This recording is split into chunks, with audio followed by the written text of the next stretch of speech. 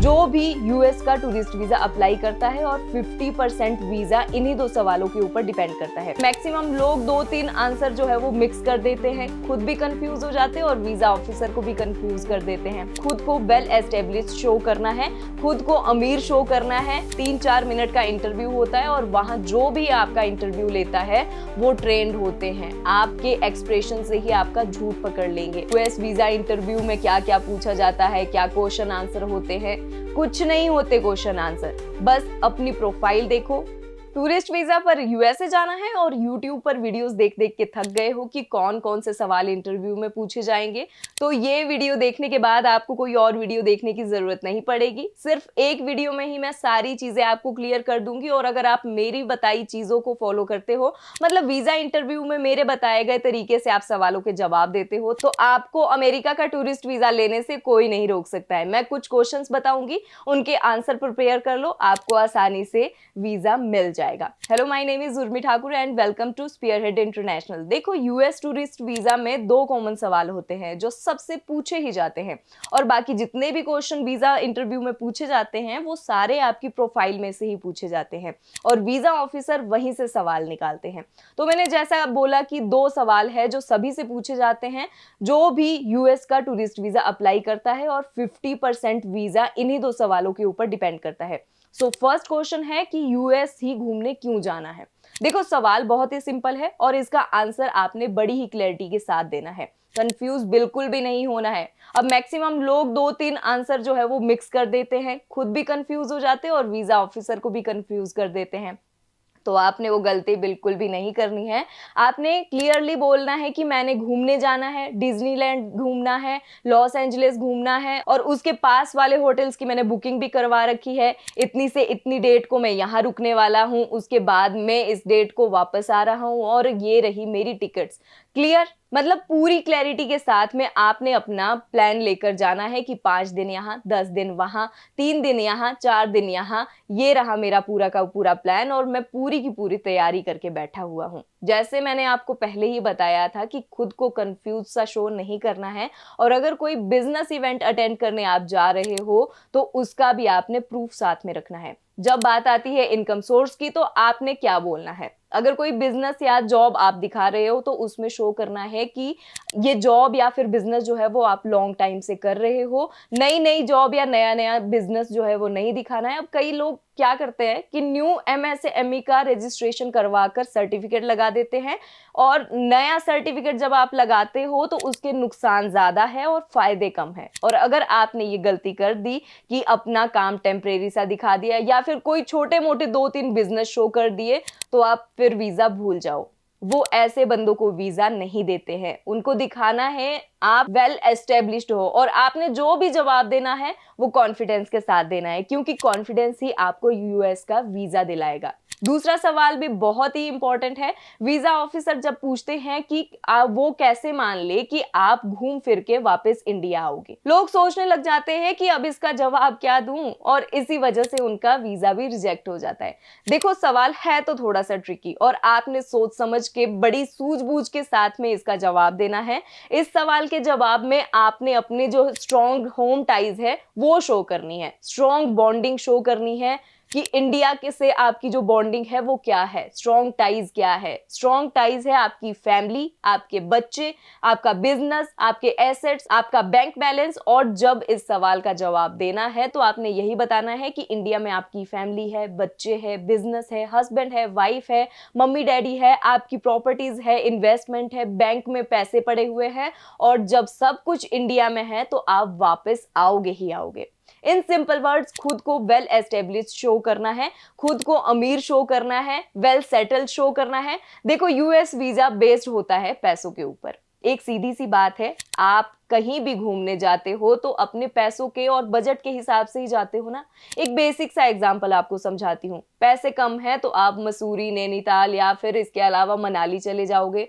थोड़े ज्यादा पैसे है तो आप गोवा चले जाओगे, और उससे भी ज्यादा पैसे है तो आप थाईलैंड, दुबई या सिंगापुर चले जाओगे। एंड अगर पैसे बहुत ही ज्यादा है तभी आप यूएसए या फिर यूरोप जैसी कंट्री में जाते हो।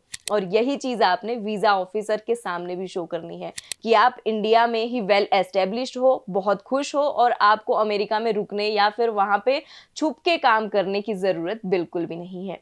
इंटरव्यू के बारे में सोच के डरो मत, बस उसको समझो, और अगर आपने समझ लिया तो ना तो आपको इंटरव्यू मुश्किल लगेगा और ना ही वीजा ऑफिसर के सवाल मुश्किल लगेंगे। और हाँ, कॉन्फिडेंस इज द की, और अगर आप कॉन्फिडेंट नहीं हो तो आपको वीजा नहीं मिलेगा, चाहे आपकी इंडिया में जेन्युइन इनकम 1 करोड़ ही क्यों ना हो। और इसके बाद जितने भी सवाल आपसे पूछे जाते हैं वो सारे के सारे आपकी प्रोफाइल में से निकलते हैं। अब अगर आप मैरिड हो तो वो आपके स्पाउस के बारे में भी आपसे जरूर पूछेंगे, तो कोशिश करो बोलने की कि वो वर्किंग है।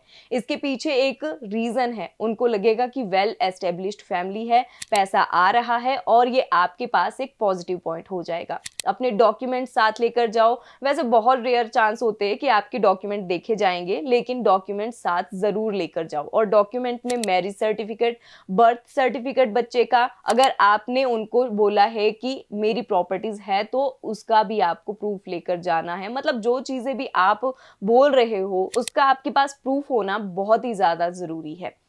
जैसे मैंने पहले ही बता दिया था कि सवाल आपकी प्रोफाइल में से ही निकलते हैं, और जो आप YouTube पर वीडियोस ढूंढते रहते हो ना कि यूएस वीजा इंटरव्यू में क्या क्या पूछा जाता है, क्या क्वेश्चन आंसर होते हैं, कुछ नहीं होते क्वेश्चन आंसर। बस अपनी प्रोफाइल देखो, उसी में से सवाल निकलेंगे। अब एक सवाल और है जो आपकी प्रोफाइल से पूछा जा सकता है। अगर आपकी ट्रेवल हिस्ट्री है किसी भी कंट्री की तो उसके बारे में भी आपसे पूछा जाएगा, जैसे वहां क्यों गए थे, कहाँ कहाँ घूमे थे, कितने टाइम के लिए गए थे, क्या क्या किया था, ये सारे क्वेश्चन आपसे पूछे जा सकते हैं। अब उसके बाद ये भी पूछा जा सकता है कि यूएस में आपका कोई रिलेटिव या कोई फ्रेंड वगैरह रहता है। अब इसका आंसर जो है वो आपने थोड़ा सा दिमाग लगा के देना है। अगर आपको कोई बहुत ही ज्यादा क्लोज रिलेटिव यूएस में रहता है तभी आपने बताना है, और सिर्फ क्लोज ही ना हो, यूएस में वो वेल एस्टेब्लिश्ड हो, वहां ग्रीन कार्ड होल्डर हो या सिटीजन हो, उसकी अच्छी जॉब हो और वेल सेटल्ड हो, तभी आपने उसका नाम लेना है। नहीं तो बोल दो कि आपका कोई नॉन वहां पर नहीं रहता है, ना ही कोई रिलेटिव वहां पर रहता है। अब लोग गलती क्या करते हैं, वो वीजा ऑफिसर को बता देते हैं कि यूएस में उनका कोई खास रहता है और साथ में होटल बुकिंग भी करवा देते हैं। अब सीधी सी बात है, अगर आपको कोई खास बंदा वहां पर रहता है तो आप उसके पास जाकर रुकोगे ना कि होटल में जाके रुकोगे। और ये गलती आपने बिल्कुल भी नहीं करनी है। अगर कोई खास आप बता रहे हो तो होटल बुकिंग मत शो करो, वीजा ऑफिसर को बोल दो कि आप उसी के घर पे जाके रुकोगे, और उसके डॉक्यूमेंट आपके पास होने चाहिए प्रूफ करने के लिए, जो उसने वहां से आपको इनविटेशन लेटर भेजा है, और उसके अदर डॉक्यूमेंट भी आपके पास होने चाहिए। अब मैंने आपको पहले ही बताया था कि बातों बातों से ही सवाल निकलेंगे, तो आपने कम बोलना है। 3-4 मिनट का इंटरव्यू होता है और वहां जो भी आपका इंटरव्यू लेता है वो ट्रेंड होते हैं, आपके एक्सप्रेशन से ही आपका झूठ पकड़ लेंगे। तो झूठ बिल्कुल भी बोलने की कोशिश मत करना, सच बोलो, आपका वीजा आ ही जाएगा। अब कुछ लोग क्या करते हैं कि वो DS-160 फॉर्म जो आपने सबमिट किया होता है, जिसमें आपकी इंफॉर्मेशन होती है, उसको नहीं पढ़ते हैं। उसमें कुछ और लिखा होता है और इंटरव्यू में वो कुछ और बोल रहे होते हैं। इंफॉर्मेशन मिसमैच हो जाती है और उसी की वजह से रिफ्यूजल आ जाता है। तो अपने फॉर्म को अच्छे से पढ़ो, 2-3 बार पढ़ो, इंटरव्यू में जाने से पहले पढ़ो। और हाँ, अगर आपने ये फॉर्म खुद नहीं फिल किया है तो जिसने भी आपका DS-160 फॉर्म फिल किया है उससे इसके बारे में बात करो, उससे इसकी एक कॉपी ले लो। और सबसे बड़ी चीज, अपने कंसल्टेंट या एजेंट को एक बार बोलो कि फॉर्म मुझसे पूछ के ही फिल करे, खुद अपनी मर्जी से कोई भी चीज उसमें फिल ना करे। अगर उसने कुछ भी फिल कर दिया, कल को आपको उसका नुकसान हो सकता है। और DS-160 फॉर्म में अगर एक बार इंफॉर्मेशन गलत हो गई तो उसको चेंज नहीं किया जा सकता, आपको फिर से न्यू फॉर्म फिल करना पड़ेगा। इंफॉर्मेशन मिसमैच नहीं होनी चाहिए, क्लियरिटी होनी चाहिए, आप कॉन्फिडेंट होने चाहिए, आपके पास पैसे कागजों में शो होने चाहिए, एंड हर एक चीज का रीजन आपके पास टिप्स पर होना चाहिए, वो भी कॉन्फिडेंस के साथ में। खुद को कंफ्यूज सा शो नहीं करना है, मतलब काफी प्रैक्टिस करनी है, काफी अच्छे से आपको समझना है। आंसर अगर आप रटोगे तो कंफ्यूजन होगा, आंसर की अगर आप प्रैक्टिस करोगे तो इंटरव्यू में आपको कोई भी दिक्कत नहीं आएगी। कम बोलना है, क्योंकि मैंने आपको पहले ही बताया कि आपके आंसर में से ही सवाल निकलते हैं, तो बहुत ज़्यादा एक्सप्लेन करने की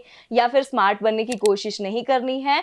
तो ये सारी चीज़ें जो है वो पूछते हैं और 3-4 मिनट के अंदर ही जो है आपका इंटरव्यू में डिसाइड हो जाता है कि आपको वीज़ा देना है या फिर आपका वीज़ा रिजेक्ट करना है। तो इधर उधर कुछ रिसर्च करने की ज़रूरत नहीं है, ज़्यादा वीडियोज़ देखने की ज़रूरत नहीं है। वीडियो की जगह अपनी प्रोफाइल को देखो और सोचो कि आपसे इंटरव्यूअर क्या पूछ सकता है।